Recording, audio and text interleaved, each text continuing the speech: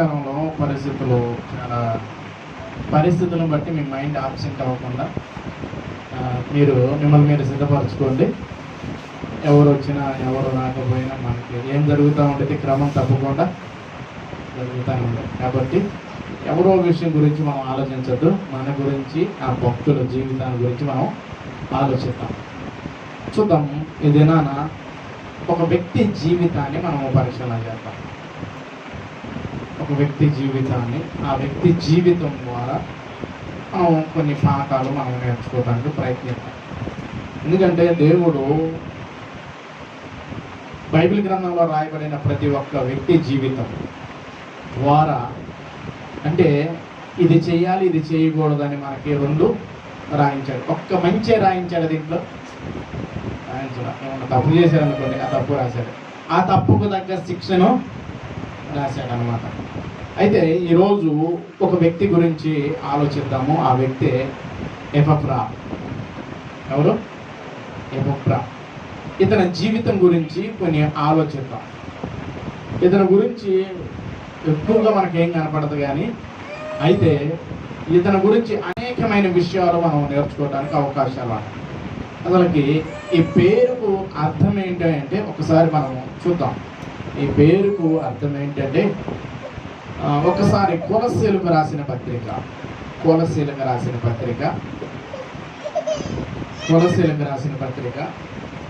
మొదటి అధ్యాయము 7వ వచనములో అతని పేరు ఉండింది. చూడండి ఒకసారి, చలండి. ఆయన పేరు వచ్చింది. ఆ పేరు దగ్గర ఫుట్ నోట్లో ఒక మాట రాసి ఉంది. 2 అని అంకేసి ఉందా? వేసుంటే ఒకసారి కింద చూడగలిగితే ఫుట్ నోట్లో సౌందర్యవంతుడు లేక ఉందా మీ దగ్గర? లేదా? అయితే ఆ పేరుకు అర్థం ఏంటంటే సౌందర్యవంతుడు, ఆకర్ష శక్తి గలవాడు, అంటే సౌందర్యవంతుడు అని దానికి రాయబడి ఉందన్నమాట. ఆ పేరుకు అర్థం ఏంటంటే సౌందర్యవంతుడు అనే అర్థం అన్నమాట. అయితే ఇతని పరిస్థితి కనుక మనం ఆలోచించగలిగితే, ఇతను ఎవరి దగ్గర నేర్చుకున్నాడు అని కనుక మనం ఆలోచించగలిగితే, అపోస్తుడైన పౌలు గారి దగ్గర అతను నేర్చుకున్నట్టుగా కనపడుతూ ఉండేది. ఇతని జీవితం చూడండి, అతను నేర్చుకునే విధానం ఎలాగ ఉండిద్దంటే, ఎలాగ నేర్చుకుంటూ ఉన్నాడంటే, ఆయన చరిత్రను కనుక మనం ఆలోచించగలిగితే అతను ఎంత దూరం ప్రయాణం చేసేవాడంటే నేర్చుకోవడానికి సుమారుగా 100 మైళ్ళు అతను ప్రయాణం చేసి వెళ్ళాడు. ఇతను ఏ పట్టణస్థుడు అంటే కొలసీ పట్టణస్థుడు అన్నమాట. ఎవరు ఇతను? జాగ్రత్తగా విందాం, 10 నిమిషాలు కాబట్టి జాగ్రత్తగా విందాం. ఇతను ఎవరు అంటే కొలసీ పట్టణస్థుడు. ఈ కొలసీ పట్టణస్థుడు ఎక్కడికి వెళ్ళి నేర్చుకునేవాడు అంటే 100 మైళ్ళ దూరం వెళ్ళి నేర్చుకునేవాడు. దీన్ని కిలోమీటర్లుగా చూసుకుంటే సుమారుగా 150 కిలోమీటర్. అంటే వెంటనే వెళ్ళిపోవచ్చా? వెంటనే వెళ్ళొచ్చా? మనం ఇప్పుడు ఒక 30 దేనికండి ఒక 5-6 కిలోమీటర్లు వెళ్ళి నేర్చుకోవడానికి వచ్చేవాళ్ళు ఉంటున్నారా? 5-6 కిలోమీటర్ల పక్క దేనికండి అర కిలోమీటర్ కూడా దేనికి పక్కలైన వాళ్ళు వచ్చి నేర్చుకోగలుగుతున్నారా? రాగలుగుతున్నారా? అయితే ఎపఫ్రా అయితే నేర్చుకోవడానికి సుమారుగా 100 మైళ్ళ దూరం వెళ్ళేవాడు. చరిత్ర నేర్చుకోవడానికి 100 మైళ్ళు అంటే సుమారుగా 150 కిలోమీటర్లు వెళుతూ ఉండేవాడు. ఈరోజు పరిస్థితి గమనించండి. ఇతను సౌందర్యవంతుడు అని మనకు తెలుసుకుంది. ఇతను కొలసీ పట్టణం అని మనం తెలుసుకున్నాం. ఇతను నేర్చుకోవడానికి సుమారుగా 100 మైళ్ళ దూరం వెళుతున్నట్టుగా మనకి చరిత్రలో మనకి ఆధారం ఉంది అన్నమాట. అయితే ఇతను ఇంకా ఏం చేస్తూ ఉంటాడంటే, ఇంకా ఇతని గురించి కనుక పరిచయాన్ని మనం ఆలోచించగలిగితే, ఇతను కొంతమందిని నడిపించేవాడుగా కనపడుతూ ఉంటాడు. ఇతను నేర్చుకుంటున్నాడు, ప్లస్ కొంతమందిని నడిపించే విధంగా ఉంటుంది. రోజు నేర్చుకోవడమే కష్టమైపోతుంది. కొంచెం రాగానే ఏమనిపిస్తుంది, కొంచెం కనుక బైబిల్లో 4-5 పుస్తకాలు, ఒక 66 పుస్తకాల పేర్లు రాగానే ఇంకా మా అంతటోడు లేడు అనే విధానం. కాళ్ళు ఎగరేసేవాళ్ళుగా ఉండిపోతున్నారు. కొంచెం బైబిల్ గ్రంథం ఇంతవరకు నేను మొత్తం నేర్చేసుకునేవాడు ఎవరైనా ఉన్నారా? ఎవరైనా ఉన్నారంటే ఎవరు లేరు. దీన్ని నేర్చుకోవాలంటే ఎప్పుడు ఒక సేవకుడు ఒక మాట చెప్పాడు. ఒక సేవకుడు ఒక మాట అంటే ఎప్పుడు బైబిల్ ముందుకు వెళ్ళినా మనం అప్పుడే నేర్చుకుంటాం. ఏంది 66 పుస్తకాలు చదివేసి మొత్తం చేసుకున్నా ఎప్పుడు వెళ్ళినా మనం విద్యార్థులమే. జీవిత కాలం అంతా నేర్చుకోవడానికి మనం సిద్ధపడిపోతూ ఉండాలి. చచ్చేంత వరకు నేర్చుకుంటానే ఉండాలి. గమనించండి, అంటే ఇతరుల నుండి మనము పరిచయ భాగం నేను తెలియజేస్తాను. ఇతరుల నుండి ఇతను నేర్చుకోవడానికి సుమారుగా 100 మైళ్ళు వెళ్తున్నాడు. ఇతను నేర్చుకోవడం మాత్రమే కాదు కానీ కొంతమందిని నడిపించేవారుగా ఉంటున్నాడు. చూడండి, ఈ పత్రిక అంతటిని కనుక మనం ఆలోచించగలిగితే అతను నడిపించిన విధంగా, అతను బోధించిన విధంగా కొన్ని ఆధారాలు మనం కనుక చూడగలిగితే చూడండి, మొదటి అధ్యాయము పౌలు గారు అతని గురించి కొన్ని విషయాలు చెప్పుకుంటూ వస్తున్నాడు. 7వ వచనం చూడండి. 7వ వచనంలో కొన్ని విషయాలు చెప్పుకుంటూ వస్తున్నాడు.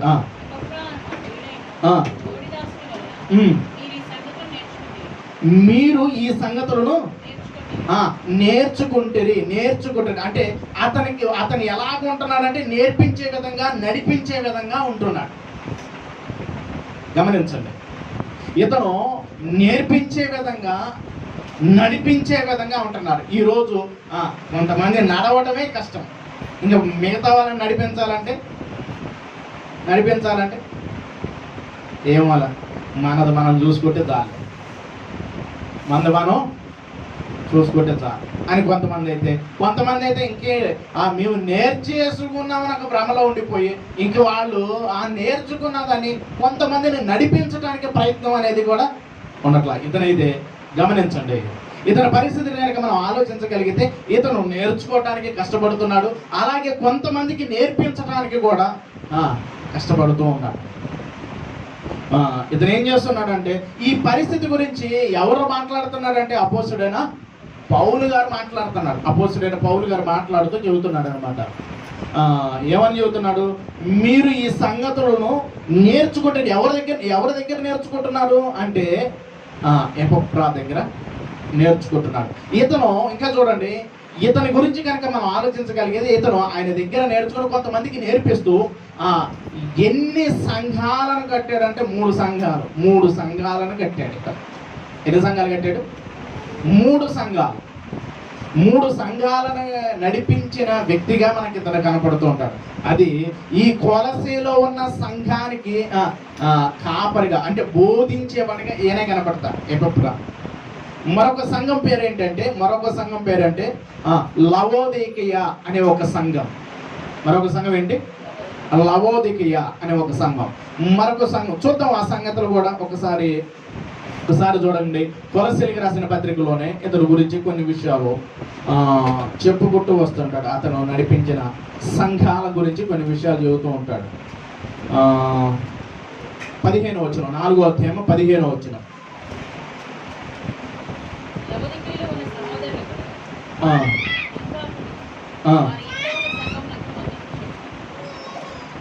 మరొక సంఘం చెబుతున్నాడు చూడండి. లవోదికీయ సంఘము, ఇంకోటి ఏంటి?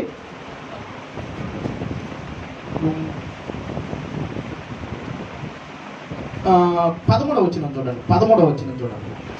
అది కాదు, ఇతడు మీ కొరకును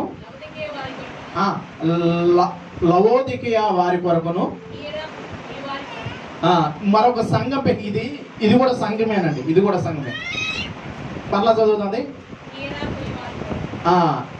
ఇది కూడా సంఘమే. ఎన్ని సంఘాలు అంటే మొత్తము కొలసీలో ఉన్న సంఘము ప్లస్ లవోదికీయ వారి అదొక సంఘము, మరొకటి హీరియా పోలి అనే ఒక సంఘం. ఆ సంఘము కొరకు ఈ 3 సంఘాలను నడిపించే వ్యక్తిగా ఇతను కనపడుతూ ఉంటాడు. గమనించండి, ఇంక ఇతనిలో నుండి కొన్ని విషయాలు మనకున్న పరిస్థితులు బట్టి కొన్ని విషయాల గురించి నేను పరిచయం చేస్తాను. గమనించండి, ఇతనులో కొన్ని లక్షణాలు మనం నేర్చుకోవాల్సిన లక్షణాలు ఏంటంటే ఇతను ఎలాగ ఉన్నాడు అంటే, ఏ విధంగా ఉన్నాడంటే నమ్మకమైన వాడిగా ఉంటున్నాడు. 3 విషయాలు చెబుతాయి తన గురించి. చాలా విషయాలు ఉన్నాయి. ఆ చాలా విషయాల్లో 3 విషయాలు మీకు పరిచయం చేస్తాను. 3 విషయాలు గమనించండి. ఇతను ఎలాంటి వాడంటే నమ్మకమైన వాడు. నమ్మకమైన వాడు ఏ విషయాలంటే దేవుని విషయాల్లో, ప్రభు విషయంలో ఇతను ఎలాగ ఉండేవాడు అంటే నమ్మకమైన వాడుగా కనపడుతూ ఉన్నాడు. చూద్దాం ఒకసారి దీని గురించి కనుక చూడగలిగితే 4వ అధ్యాయము 7వ వచనం. 4వ అధ్యాయము 7వ వచనాన్ని కనుక చూడగలిగితే, ప్రియ సహోదరుడును ప్రభువునందు నమ్మకమైన పరిచారకుడును. ప్రభువునందు ఎలాంటి వాడంటే ఇతను నమ్మకమైన పరిచారకుడు. నమ్మకమైన పరిచారకుడు. ఈరోజు చూడండి, నమ్మకమైన పనివాళ్ళు ఉంటున్నాడా? అయితే పౌలు గారు చెబుతున్నాడు, ఇతని గురించి చెప్పుకుంటూ ఒక విషయాన్ని చెబుతున్నాడు. అతని పేరుకి అర్థం ఏంటి? అతని పేరుకి అర్థం ఏంటంటే సౌందర్యవంతుడు. ఇతను గురించి మరొక లక్షణాన్ని పరిచయం చేస్తున్నాడు.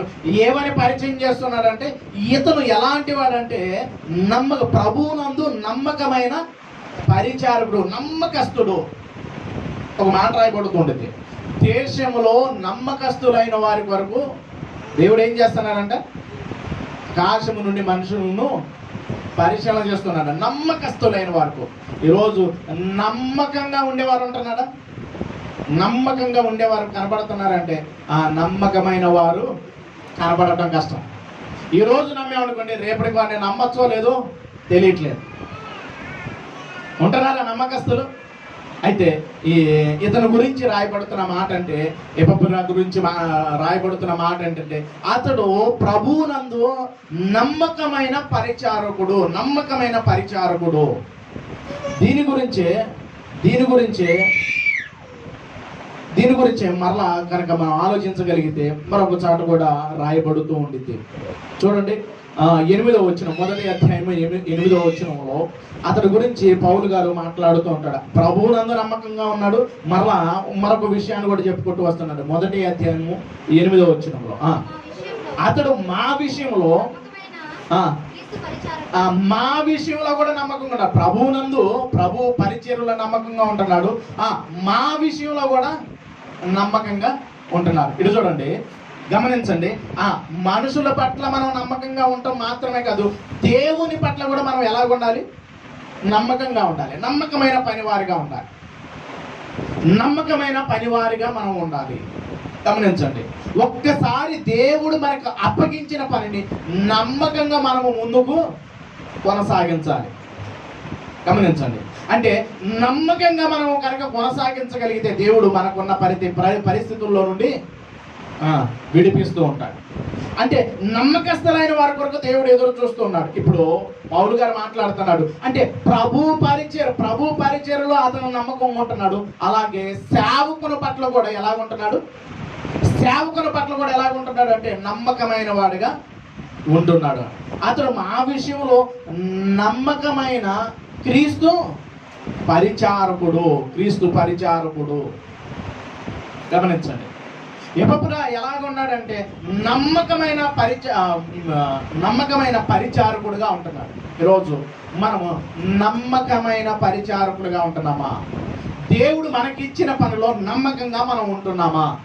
దేవుడు ప్రేమించి ప్రతి వారికి ఇచ్చాడా? కొంతమందికి ఇచ్చాడా? అందరూ ప్రభు పట్ల మనం నమ్మకంగా ఉండాలా? ఎలాగుండాలి? ఉండాలా లేదా? ఖచ్చితంగా నమ్మకంగా ఉండాలి. ఇతను సేవకుని పట్ల ఉంటున్నారు, అలాగే దేవుని పట్ల ఉంటున్నారు. ఇంకా వీటి పట్ల ఉన్నారంటే ఆటోమేటిక్గా సంఘం పట్ల కూడా ఉంటాడా లేదా? సంఘాన్ని కూడా చూసుకోగలుగుతాడా లేదా అంటే ఖచ్చితంగా చూసుకోవాలి. అన్ని విషయాల్లో అతడు నమ్మకస్తుడుగా ఉంటున్నాడు. ఇప్పుడు మరొక విషయాన్ని కూడా మనం ఆలోచించగలిగితే అతని గురించి అతడు ఎలాగ ఉంటున్నాడంటే ప్రార్థించే వ్యక్తిగా ఉంటాడు.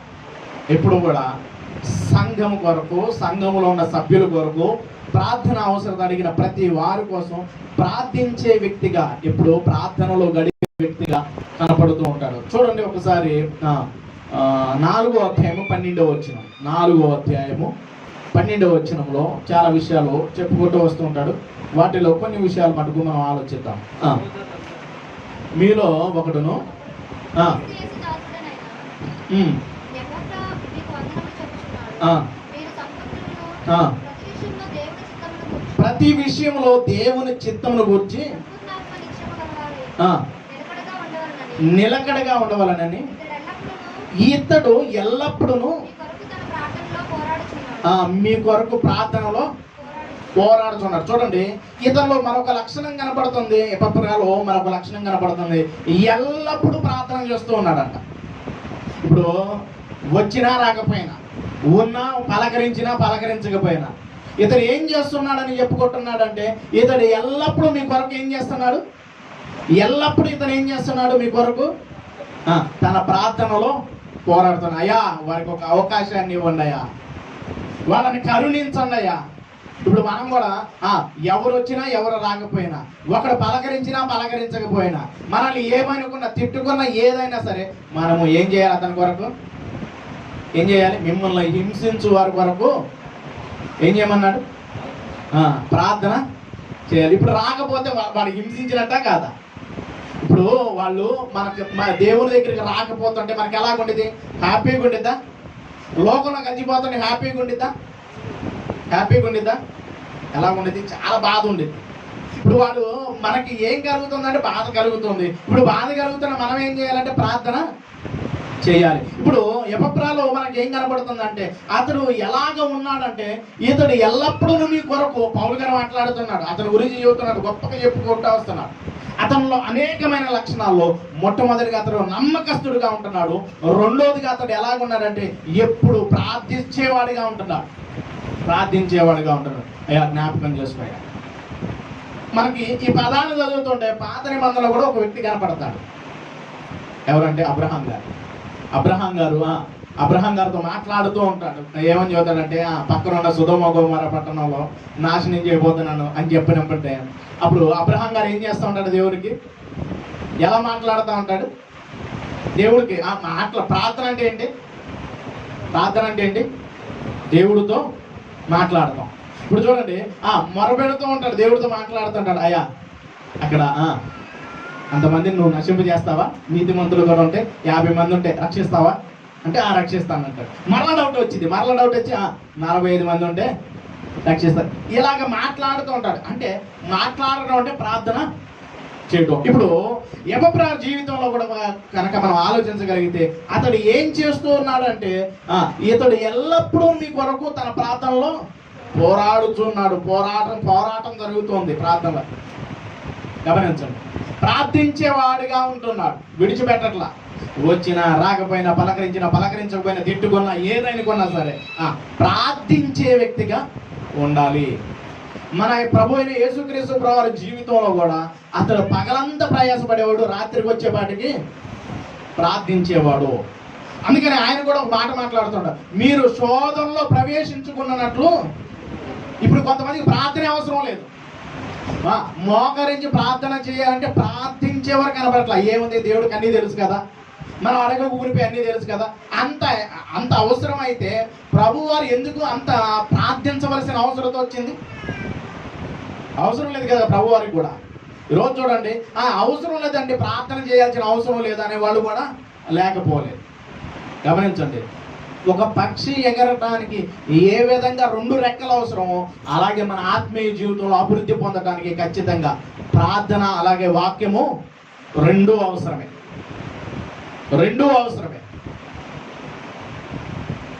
గమనించండి, యేసుక్రీస్తు ప్రభువారి జీవితంలో కూడా ఆయన కూడా ఎంతగా ప్రార్థించాడు అంటే, చెమట రక్తపు బిందు మారేంత వరకు ప్రార్థించను. మనకి హెబ్రీయులకు రాసిన పత్రిక 5వ అధ్యాయం 7వ వచనంలో కూడా ఆయన శరీరధారైన దినాల్లో మహారోదన, ఏంటి ఏడుపు అంటే ఎంతగా బాధపడుతున్నాడో మనకు తెలుస్తుంది. ఇప్పుడు చూడండి, ఇప్పుడు ఎపఫ్రా గురించి కూడా మనం ఆలోచిస్తున్నాము. అతను ఎలాగ ఉన్నాడు అంటే, అతను ప్రార్థనాపరుడుగా ఉన్నట్టుగా మనకి కనబడుతుంది. ఎలా ఉన్నాడు? అతను ప్రార్థించే వ్యక్తిగా కనపడుతున్నాడు. ఈరోజు మన జీవితాల్లో కూడా ప్రార్థనా జీవితం ఖచ్చితంగా ఉండాలి, ప్రార్థించేవారిగా ఉండాలి. ప్రార్థించడం ద్వారా మనము శోధనలోకి ప్రవేశించకుండా ఉండటానికి అవకాశము ఉండిద్ది. ప్రార్థించాలి. రెండోదిగా పని చేయాలి, నమ్మకంగా మనము ఉండాలి. అతను ఎన్ని లక్షణాలు నేర్చుకున్నాం? మొట్టమొదటిది ఏంటి? అతడు ఎలాగున్నాడు? నమ్మకస్తుడుగా ఉన్నాడు. రెండవదిగా అతడు ఎలాగున్నాడంటే ప్రార్థించే వ్యక్తిగా ఉన్నాడు. మూడవదిగా మనం చూడగలిగితే అతను ఎంతగా ప్రయాసపడేవాడు అంటే ప్రియులారా, ఎంతగా ప్రయాసపడేవాడు అంటే గమనించగలిగితే కొన్ని విషయాలు కనుక మనం చూడగలిగితే అతను ప్రయాస గురించి కొన్ని విషయాలు రాస్తూ ఉన్నాడు. చూద్దాం. 13వ వచనం.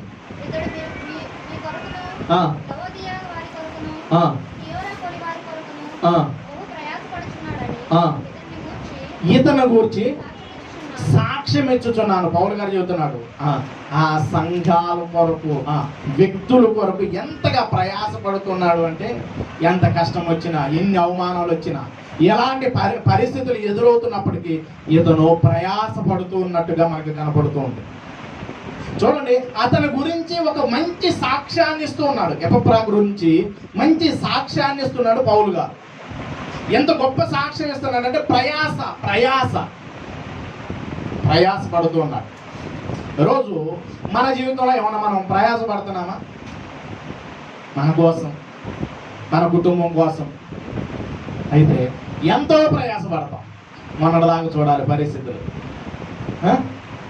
పరిస్థితులు చూడాలి. అందరికీ ఉద్యోగస్తులను కదిలించాలి అంటే వాళ్ళకి కంటి మీద కునుకే. నా దగ్గరికి ఒక అన్నగారు వచ్చాడు. అన్నగారు వచ్చి ఓ మాట చెబుతున్నాడు. మాకు ఎప్పుడు అయిపోతాయి కానీ ఎలక్షన్ డ్యూటీలో, అప్పుడు మేము ఫ్రీ అయిపోతాం ఎలక్షన్ అని చెబుతున్నాడు. చూడండి, అంటే ఎంతగా ప్రయాసపడుతున్నారు అంటే ఉద్యోగం కోసం చాలా ప్రయాసపడుతున్నారు. మరి నిన్ను రక్షించిన దేవుని కొరకు, నశించిపోతున్న ఆత్మల కొరకు, మనం కుటుంబం కొరకు ప్రయాసపడుతున్నాము, మన కొరకు ప్రయాసపడుతున్నాము, సమాజం కోసం ప్రయాసపడుతున్నాము. మరి ఆత్మల కొరకు ప్రయాసపడుతున్నామా? నశించిపోతున్న వారి కోసము మనకు కూడా ప్రయాస ఉండాలి పిల్లల. ఇతనికి ఎన్నో పరిస్థితులు ఎదురైనాయి పిల్లల. ఇతనికి ఎన్ని పరిస్థితులు ఎదురైనాయి అంటే ఇన్ని కాదు, ఎన్నో సమస్యలు ఎదుర్కొన్నారు. అనేకమైన సమస్యలు ఎదుర్కొన్నారు. పౌలు గారికి ఉన్న పరిస్థితులు బట్టి గమనించండి. ఈ కొలసీలో ఉన్న సంఘంలో మనకు దుర్బోధ వచ్చేసేసింది. ఆ బోధ వచ్చినప్పుడు ఆ మాటల గురించి మాట్లాడుతూ పౌలు గారి దగ్గరికి వెళ్తారు. అక్కడ ఉన్న విషయాల గురించి చదవటానికి పౌలు గారి దగ్గరికి వెళ్ళంగానే, ఇతను ఏం చేస్తారంటే ఇతను కూడా తీసుకెళ్లి చెరసాలు వేస్తారు. గమనించండి, అంటే పౌలు గారికి సమస్యలు చెబుదామని వెళ్ళిపోయేవాడికి ఇతను కూడా చెరసాల్లో వేస్తారు. ఏంట్రా బాబు, అనవసరంగా వచ్చి ఇరకపోయాను బాబు అనుకోవాలా.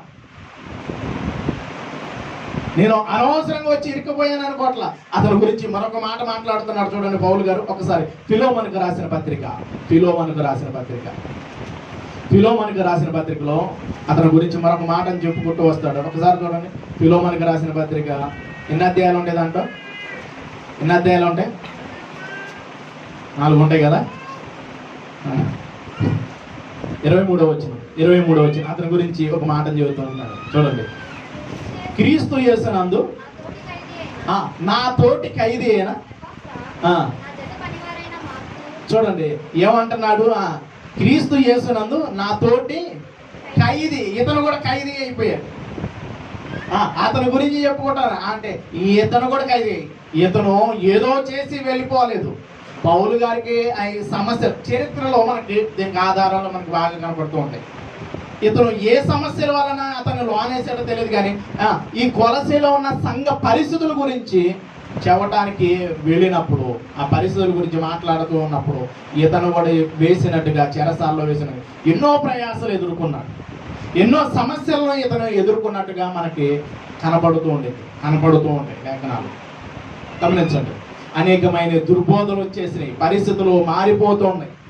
ఆ పరిస్థితులు మారిపోతున్నప్పుడు అనేకమైనది వచ్చి ఏం చేస్తున్నారంటే మనుషులకి మాటలు ఎలా చెబుతున్నారు తెలుసా?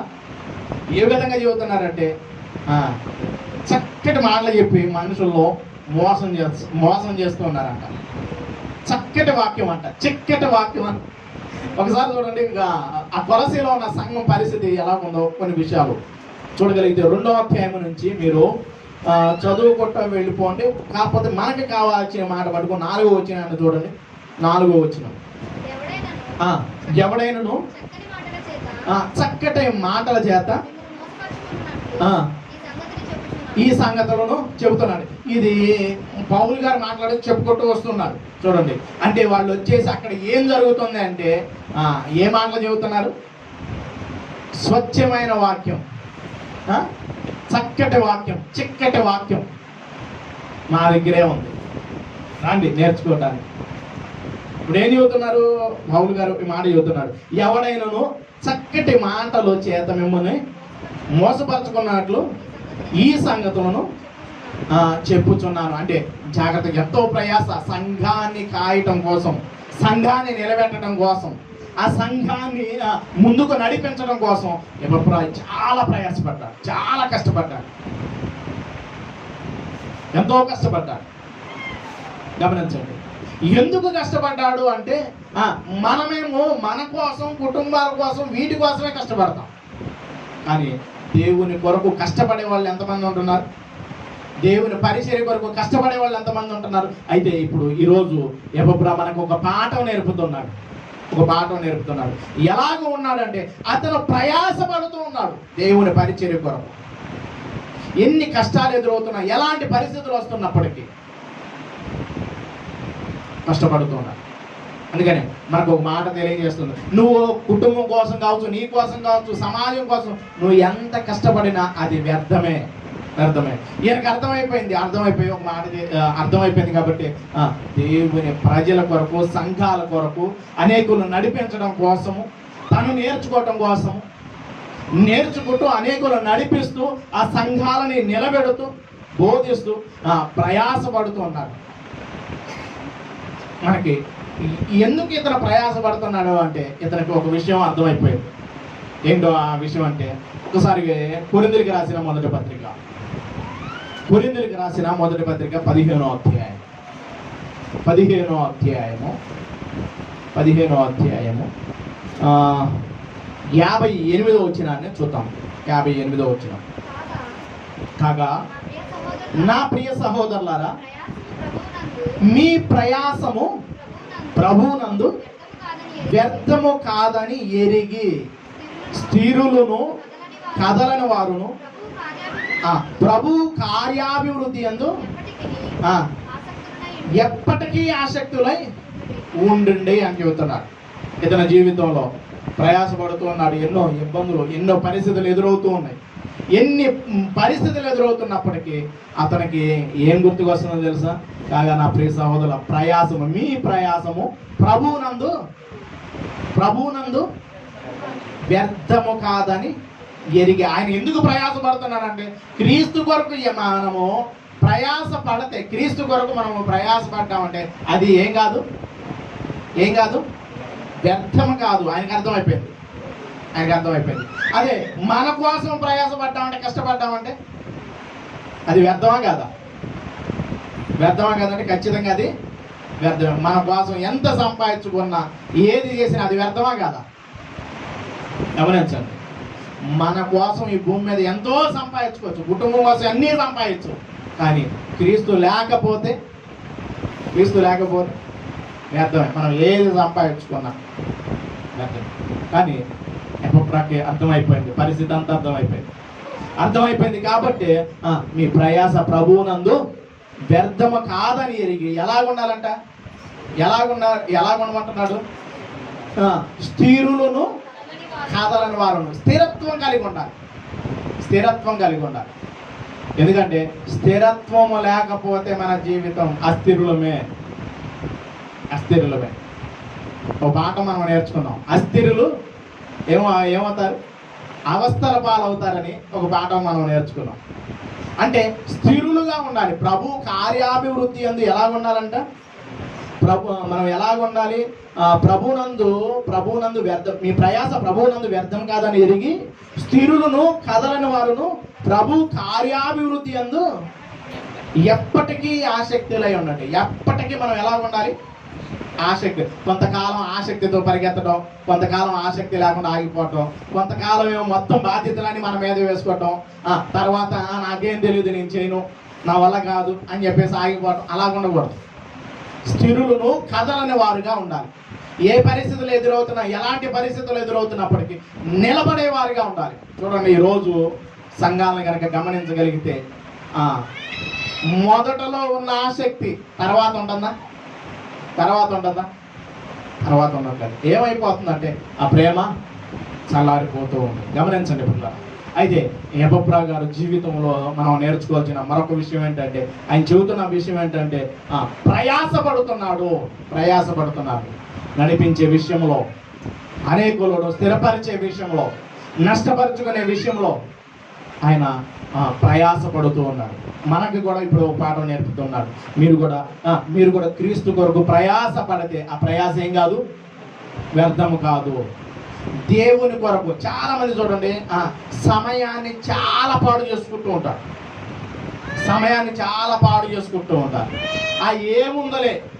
ఏముందలే గమనించండి. ఒక విషయాన్ని చెప్పుకుంటూ వస్తున్నాడు. మళ్ళీ కొలసీలకు రాసిన పత్రికలోకి వెళ్దాం. ఈ కొలసీలకు రాసిన పత్రికలో కూడా ఒక మాటను తెలియజేస్తూ ఉంటాడు. ఎందుకంటే ఈ సమయము చాలా విలువైనది. 4వ అధ్యాయము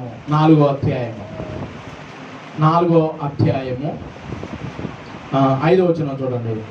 సమయమును పోనీగా సద్వినియోగం చేసుకొనుచు సంఘమునకు వెలుపటి వారి ఎడల జ్ఞానము కలిగి నడుచుకొనుడి అంటున్నారు.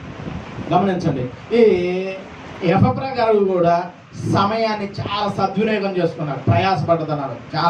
ప్రయాసపడుతూ చాలా సద్వినియోగం చేసుకున్నట్టుగా మనకి కనబడుతున్నారు. ఇప్పుడు మనం కనుక స్థిరత్వం లేకపోయాం అనుకోండి, ఎవరు మాట్లాడతారు తెలుసా? ఫస్ట్ ఎవరు మాట్లాడతారు తెలుసా? మా ఇంటి వాళ్ళు. ఏంట్రా అయిపోయిందా? ఇందాక వచ్చేటప్పుడే నేను పెట్రోల్ బంక్లో పెట్రోల్ కొట్టించుకోవడానికి వెళ్ళాను. వెళ్ళంగానే ఒక అబ్బాయి ఒక ఆమె ఏదో మాట్లాడుతూ ఉంటుంటే ఆమె అంటుంది, ఏమో మాట్లాడుతుందంటే, ముందర మీరే స్థిరంగా ఉండరు, కొంతకాలం వెళ్తారు, కొంతకాలం ఆగిపోతారు, మీ మాటలే కరెక్ట్గా ఉండవు, ఇంకా మేమేం రావాలంటే వస్తాం, మీరు మాటకి హల్లెలూయా అంటారు, అదంటారు, ఇదంటారు, దేవునికి స్తోత్రం అంటారు, కొంతకాలం ఏమో బాగుంటారు, ఆ తర్వాత మరలా లోకంలో కలిసి వచ్చేస్తూ ఉంటారు, ఇంకా మేము ఎలాగ మారాలి అంటుంది. అసలు మేము ఎవరో తెలియక మామూలుగా ఆయిల్ కొట్టిస్తూ ఉన్నాం, మేము ఎలాగ మారాలి అంటే బయట ఉన్నవారు మారిపోవటానికి కారణం ఏంటంటే మనమే ఎలా ఉండట్లేదు, స్థిరంగా ప్రయాసపడట్లేదు. కొంతకాలం పరిగెడతాం, కొంతకాలం ఏమో ఆగిపోతూ ఉంటాం. చూడండి, పరిస్థితి అలా ఉండకూడదు. ఎప్పుడు మనం ఒకే రీతిగా ఉండాలి. భక్తి జీవితంలో అంచెలంచెలుగా మనం ఎదిగిపోయే ప్రయాసపడేవారుగానే ఉండిపోవాలి. కానీ ఆ ప్రయాసను వద్దు బాబా, నేను మొయ్యలేను, నీ కాడిని పక్కన పెడతానంటే ఏమంటారు? నాగటి మీద చెయ్యి పెట్టి వెనుక తట్టు చూచువాడు నాకు బాధలు. ప్రయాసపడాలి. పౌలు గారు కూడా మరొక మాటను మాట్లాడుతున్నాడు. ఆ మాటను చూద్దాం. ఆ మాటను చూసి మనం ముగించుకుందాం. పౌలు గారు కూడా ఒక మాట మాట్లాడుతున్నాడు. కొరింథీయులకు రాసిన మొదటి పత్రిక. ఇతను గురించి ఇంకా చాలా విషయాలు ఉన్నాయి, మీకు 3 విషయాలు చెప్పాను. చూడండి, కొరింథీయులకు రాసిన మొదటి పత్రిక 9వ అధ్యాయము 16 వచనాన్ని చూద్దాం. 16 వచనం. మాకు అతిశయ కారణము లేదు, సువార్తను ప్రకటించవలసిన భారము నా మీద మోపబడి ఉన్నది. అయ్యో నేను సువార్తను ప్రకటించకపోయిన నాకు శ్రమ అంటున్నారు. అయ్యో నేను సువార్తను ప్రకటించకపోయిన నాకు శ్రమ. ఇప్పుడు చూడండి, ఇతని పరిస్థితి కూడా అలాగే ఉంది. ఎపఫ్రా జీవితం కూడా ఎలాగున్నాడంటే ప్రయాసపడుతూ ఉన్నాడు. దేనికో తెలుసా? మీరు ఈ కొలసీ సంఘంలో ఉన్న పరిస్థితి అంతా కూడా, ఈ కొలసీ కావచ్చు, అలాగే లవోదిక కావచ్చు, ఈ పరిస్థితులన్నిటి మరొక సంఘం పేరేంటి? ఆ సంఘం పేరేంటి? మరొక సంఘం హీరాపోలి అనే సంఘం. ఈ 3 సంఘాల కోసం, అలాగే అనేక మంది కోసం చాలా కష్టపడ్డాడు ఎపఫ్రా. కాబట్టి ఇప్పుడు ఇతనిలో నుండి ఎన్ని లక్షణాలు నేర్చుకున్నాం మనం? 3 లక్షణాలు. అతను ఎలాగున్నాడంటే నమ్మకస్తుడిగా ఉన్నాడు, రెండోదిగా ప్రార్థనాపరుడుగా ఉన్నాడు, మూడోది ప్రయాసపడుతూ ఉన్నాడు. మన ప్రయాస వ్యర్థము కాదు కాదు ఆయనకు అర్థమైపోయింది. కొంతకాలము ప్రయాసపడుతుంది కదా. మనం ఈ ప్రయాసపడేటప్పుడు ఎలా ఉండాలంటే కదలని వారు స్థిరులుగా ఉండాలి. పౌలు గారు కూడా మాట్లాడదు, అయ్యో నేను సువార్తను ప్రకటించకపోయినాడా నాకు శ్రమ. ఇంకా చాలా విషయాలు దీంట్లో ఉన్నాయి. కొలసీలకు రాసిన పత్రికలో అతని గురించి పౌలు గారు చక్కటి విషయాలు తెలియజేస్తూ ఉంటాడు. మనము ఇంకా చదువుకొని అనేకమైన విషయాలు మనం నేర్చుకుందాం. ఈ 3 విషయాలు మన జీవితంలో ఒక్కసారి మన జీవితాల్లో ఉన్నాయో లేవో, ఒకవేళ లేకపోతే మనము ప్రయత్నించాలి.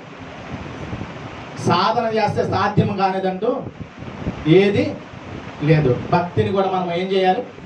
సాధన చేయాలి. ఒకే విధంగా ఎప్పుడు మనిషి ఉండలేడు. కొన్నిసార్లు పడతాం, పడ్డవాడు చెడ్డవాడు కాదు, అలాగని చెప్పి పతాకులు పడిపోతూ ఉంటాం కదా. పడతా ఉంటారు. కొన్ని విషయాల్లో మనకు లోపాలు ఉంటాయి. ఆ లోపాలు సరి చేసుకుంటూ మనం కూడా ఈ ఎపప్రా జీవితాన్ని అనుసరిస్తూ, ఆయన ఏ విధంగా అయితే క్రీస్తుని అనుసరించాడో, క్రీస్తు కొరకు ప్రయాసపడ్డాడో, మనం కూడా ప్రయాసపడుతూ ముందుకు అడుగులు వేసేవారుగా ఉండాలని ప్రభు పేరట తెలియజేస్తూ నా మాటలు ముగిస్తున్నాను. ఎన్ని విషయాలు నేర్చుకున్నాం మనం? 3 విషయాలు ఒక్కసారి చెప్పేసి మనం ముగించుకున్నాం. మొట్టమొదటిది ఏంటి? ఆయతనం నమ్మకమైన వారుగా ఉన్నాడు. మనం ఎలా ఉంటున్నాం? దేవుని పనిలో నమ్మకస్తులుగా ఉంటున్నామా? ఉంటున్నామా లేదో ఒకసారి పరిశీలన తీసుకున్నాం. రెండోదిగా అతను ఎలా ఉన్నాడు? ప్రార్థించేవారుగా ఉన్నాడు. అందరి కొరకు ప్రార్థిస్తున్నారు, కొందరి కొరకేనా? అందరి కొరకు. ఎలాగ ఉంటున్నాడంటే విడువుగా ప్రార్థిస్తున్నట్టుగా మనకు మీ కొరకు తన ప్రార్థనలో పోరాడుతూ ఉన్నాడు. దేవుని గొప్ప అయ్యా తనని జ్ఞాపకం చేసుకో, వాళ్ళ పరిస్థితిని జ్ఞాపకం చేసుకొని ప్రార్థించే వ్యక్తిగా కనపడుతున్నాడు. మూడోదిగా ప్రయాసపడుతూ ఉన్నాడు. మనం కూడా ప్రయాసపడాలి. మన కోసము, మన కుటుంబాల కోసం, వీటి కోసమే కాకుండా దేవుని కొరకు కనుక మనము ప్రయాస పడగలిగితే దేవుడు ఖచ్చితంగా ప్రతిఫలాన్ని ఇస్తాడు. ప్రతిఫలాన్ని ఖచ్చితంగా ఇస్తాడు. ఇస్తాడా లేదా? ప్రతిఫలం చెప్పండి. దేవుడు ప్రతిఫలం ఇస్తాడా లేదా అంటే ఖచ్చితంగా ఇస్తాడు. దేవునికి ఒక అవకాశాన్ని ఎక్కువగా మనం సమయాన్ని కనుక కేటాయించగలిగితే. దాని గురించి ఒక్క మాట చూపిస్తాను. ఆయనకి ప్రాముఖ్యమైన స్థానం ఎందుకు ఇవ్వమంటున్నాడో ఒక్క మాట. ఇదే కొలస్సీలకు రాసిన పత్రికలో చూద్దాం. కొలస్సీలకు రాసిన పత్రిక 1వ అధ్యాయం ఒక్క మాటను చూడండి, ప్రార్థన చేసుకోండి. కొలస్సీలకు రాసిన పత్రిక 1వ అధ్యాయము 18వ వచనం చూడండి. 18వ వచనంలో కింద మాటను చూద్దాం.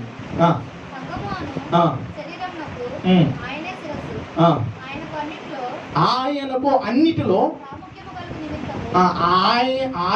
అన్నిటిలో ప్రాముఖ్యము కలుగు నిమిత్తము.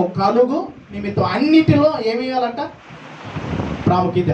ఇదే మాటను మనం ఉంచేసి మత్తయి సువార్తలోకి వెళ్ళి చూడండి, తర్వాత చూడండి, ఇప్పుడు వద్దులే కానీ 6వ అధ్యాయము మనకి 33వ వచనంలో కనపడింది. ఏమనంటే మొదట ఇవ్వాలి ప్రాముఖ్యత దేవునికి ఇచ్చేసేసి కనుక ముందుకు అడుగులు వేస్తుంటాడు. దేవుడు మన జీవితాల్లో ఉన్నతమైన స్థితిలో, ఆత్మీయ జీవితంలో ఉన్నతంగా మనల్ని నిలబెట్టడానికి అవకాశాలు. ఎన్ని కష్టాలైనా, ఎన్ని పరిస్థితులు మనం కొంతకాలంలో చేయగలిగిన మట్టుకు మనం దేవుని పనిని చేయాలి, ప్రయాసపడాలి.